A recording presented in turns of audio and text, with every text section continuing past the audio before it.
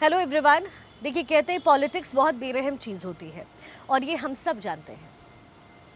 बीते दिनों से राजनीति में भाषा का स्तर जिस तरीके से गिरा है, एक दूसरे को नीचा दिखाने के लिए जिस तरीके से अपमानजनक टिप्पणियां होती हैं, और उसे देखते हुए ये स्पष्ट भी है।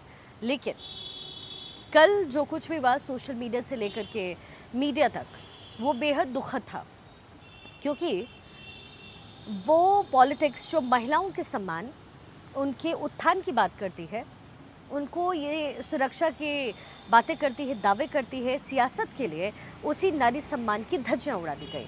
और इसकी शुरुआत होती है 2 दिन पहले से, जब भारतीय जनता पार्टी की एक 5वीं लिस्ट आती है, जिसमें चौंकाने वाला नाम होता है कंगना रनौत का। बीजेपी उन्हें हिमाचल प्रदेश की मंडी लोकसभा सीट से, जो कि कंगना के नेटिव प्लेस है, वहां से उन्हें अपना उम्मीदवार बनाती है। इसका ऐलान होते ही सबसे ज़्यादा मिर्च लगती है कांग्रेस को, और उनकी ओर से कंगना को ट्रोल करने का सिलसिला शुरू होता है। दिलचस्प बात यह है, या शर्मिंदगी की बात यह है, कि इस ट्रोल कार्यक्रम की और इस कैंपेनिंग की शुरुआत करती है पार्टी की एक महिला नेता सुप्रिया श्रीनेत, जो कि कांग्रेस की इस वक्त नेशनल स्पोक्स पर्सन है।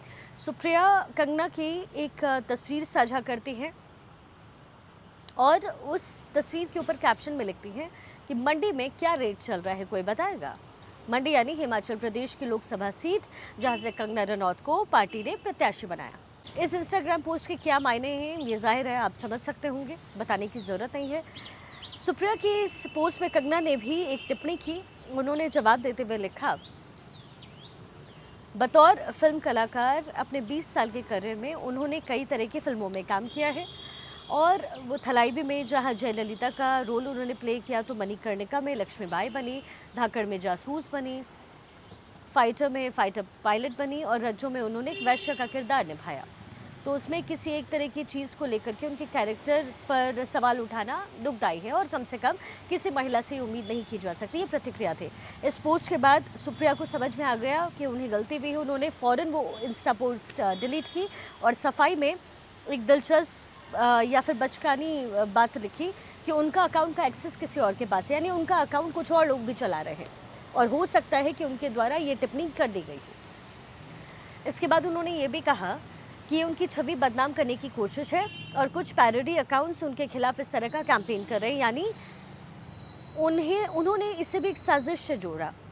उन्होंने कहा कि जो लोग मुझे जानते हैं कि सुप्रिया श्रीनेत किसी महिला के बारे में ऐसी बात नहीं कर सकती, लेकिन अब तक हुआ क्या, तीर कमान से निकल चुकी थी।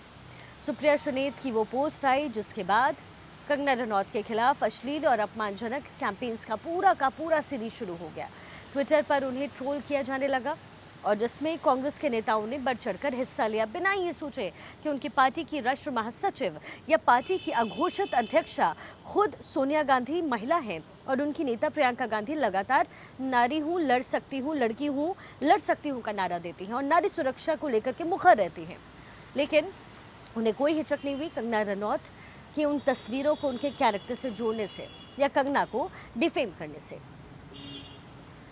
और इसमें गुजरात कांग्रेस के हैंडल से लेकर के कांग्रेस के सीनियर नेता, चाहे कोई भी बड़े नेता हो, कई लोग शामिल हुए। बात यहीं तक नहीं रुकी, बात इससे आगे बढ़ी, और दुख हुआ ये जर्नलिस्ट होते हुए भी कि एक महिला पत्रकार जिन्हें काफ़ी बड़ा स्थान हासिल है, जिनकी बहुत ज़्यादा इज्जत है सोसाइटी में, मृणाल पांडे, जो ना सिर्फ एक साहित्यकार है बल्कि कई बड़ी संस्थाओं में अच्छे पोस्ट पर रही है, संपादक रही हैं, और दूरदर्शन की डायरेक्टर भी रही हैं। वो मृणाल पांडे भी लिखती हैं, अखबार की टिप्पणी पर वो कमेंट करती हैं। अखबार ने कैप्शन दिया था कि आखिर बीजेपी ने कंगना को मंडी से टिकट क्यों दिया। इसका जवाब होना चाहिए क्योंकि मंडी उनका गाँव है, लेकिन उसके जवाब में ऊपर मृणाल पांडे लिखती है क्योंकि मंडी में भाव सही मिलता है। ये सोच को दर्शाता है, वो भी तब। और दुख इस बात का होता है कि मृणाल पांडे न केवल महिला है, बल्कि नारीवादी, नारी विमर्श पर लिखने के लिए जानी जाती है। और उनकी माँ शिवानी, गौरा पंत शिवानी, जो कि बहुत स्थापित साहित्यकार रही हैं, और वो भी नारी विमर्श की पढ़ी लिखी महिलाओं में से एक थी। उसके बाद भी वो ये भूल जाती हैं कि कंगना रनौत भी एक महिला है, भले ही वो किसी और पार्टी की क्यों ना हो। लेकिन इससे एक नारी के सम्मान पर आपको सवाल उठाने का अधिकार नहीं मिलता। और इसलिए इस सोच के खिलाफ, चाहे वो कांग्रेस की हो या फिर किसी भी पार्टी की, आज हर एक पार्टी की महिला नेता को खड़े होने की ज़रूरत है, ताकि कम से कम राजनीति में महिलाओं का इस तरीके से इस्तेमाल ना हो, उनके सम्मान के साथ खिलवाड़ ना हो, फिर चाहे वो किसी भी पार्टी की क्यों ना हो। ये सोचने वाली बात है, आप भी सोचिएगा ज़रूर।